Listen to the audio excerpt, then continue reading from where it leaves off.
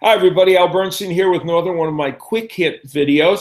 And on this one, we're going to talk about some fights that I believe boxing needs to have happen and that I really want to see. And I'm sure many of the fans want to see as well. And so think of me today as a lobbyist, if you will, but not a lobbyist in Congress or anywhere, a lobbyist for boxing. And I'm going to go through three fights that I really believe we need to see sometime in the next 8 to 9 months or year. But whatever the case, they need to happen as soon as they can because they've been, as Bob Arum used to say, marinating for some time. And any additional marination is not necessary. Is there a word marination? If there is, then I used it. The first one of these matches is Sergey Kovalev against Adonis Stevenson. Now, this fight has faced innumerable obstacles. There have been times where talks have happened. Then there was a time where the fight looked like it was imminent. And then Adonis Stevenson changed management and changed networks, and the fight didn't happen. At this juncture, there are a few fights, bigger fights that need to happen. One of the fights on this list you'll see is not a mega fight, but it's one that I just want to see. But in terms of mega fights in boxing, this is one that fans want to see. And, you know, I'm not one of those people that has knee-jerk reactions about matches that don't happen. My point is always that boxing has made very good matches over the last 4 or 5 years in general.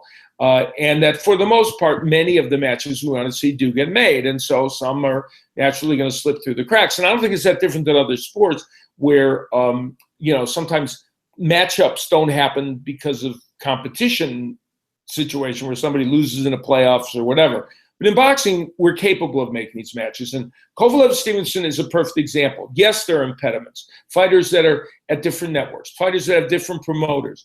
But the point is, if it's a sport, you have to try and make these fights. And that's one that I think we all desperately want to see. And Adonis Stevenson in his mid to late 30s, Kovalev is in his 30s.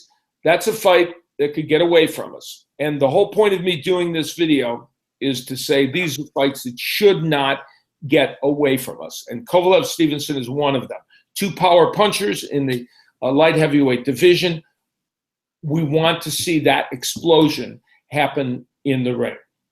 The next fight that I would like to talk about is one that I really thought was a natural over this past year, and I really thought it was going to happen, and that is Amir Khan versus Kell Brook. Now, Amir Khan, of course, has always been looking for a Floyd Mayweather fight and seems always on the verge of having a fight with Floyd Mayweather, but has not had it. And even now, there's talk about him fighting in September against Mayweather. Whether that happens or doesn't happen, I don't know. But I'll tell you, to be perfectly candid, I would just as soon see Amir Khan versus Kell Brook, because I think it is a fight that makes sense. You have these two terrific fighters from Great Britain. They would put 60 to 80,000 people in Wembley Stadium. It would be a terrific fight. It's a great style matchup. It really is. You know, Amir Khan, a very good boxer, puncher. Brook, also a boxer, puncher, but possibly because of Khan's issues sometimes with his chin, Brook might be thought of as the bigger puncher in this case. But either way, it's a terrific fight. Both good ring technicians.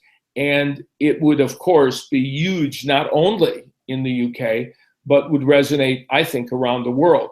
And here's the thing. Both fighters would end up making a huge sum of money. And I'm not Amir Khan's business advisor, nor am I privy to all his financial dealings, but I have to think that Amir Khan could probably make more money from fighting Kell Brook than from fighting Floyd Mayweather, because he would be the B side on Mayweather. And in Brook's case, they would both be an A side fighter, and there would be all kinds of money to be made in that fight. And more importantly, it's just a fight that I think makes sense and we want to see. for the most part, it's been Khan who has been reticent to do the fight.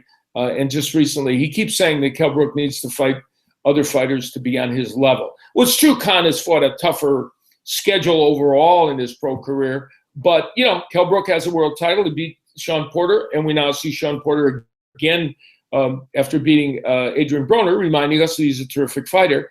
To me, I don't know that Kell Brook has to prove that he can have a match with Amir Khan, because other people have had matches with Amir Khan that weren't champions and didn't do what Kell Brook did. So I want to see that fight, and I think it's a fight that fans not only in the UK but also in the United States want to see.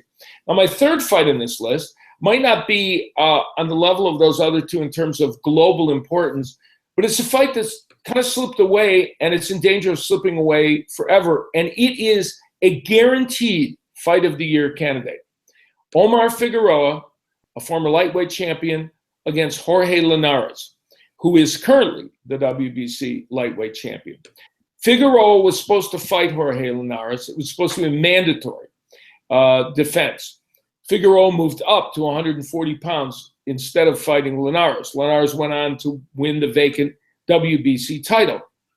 So right now, as we speak, Figueroa is up at 140 pounds. We just fought Ricky Burns in a life and death struggle, and Linares is still at 135. I don't care what weight they're at. Figure out a way to make the fight happen. Make it a catch weight, the infamous catch weight. Have Linares come up if Figueroa won't go down. However it works out, that fight needs to happen. It is one of the best matchups in terms of what could happen in the ring of anything. Jorge Linares is almost the perfect offensive fighter. He has hand speed, power. When you watch him run off his combinations, he is brilliant. Omar Figueroa, who is also a volume puncher, has power, grit, and determination, and like Linares, has defensive issues. So you have two fighters who are offensive juggernauts, each in their own way, but also have defensive liabilities. What's better than that in terms of excitement? And I think that fight would be spectacular. I was very disappointed when Figueroa chose to go up to 140 rather than fight Linares. It was a fight we thought we were going to have on Showtime, and I was really looking forward to it. Wherever they fight, wherever it's shown on TV, wherever they hold it, that fight should happen.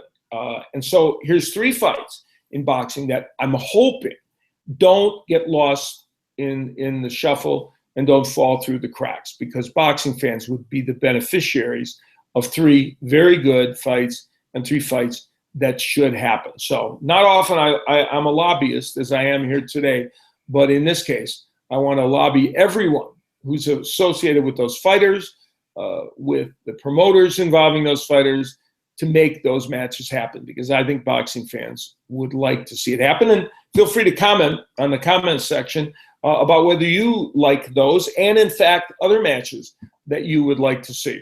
Well, stick with us for our Quick Hits videos.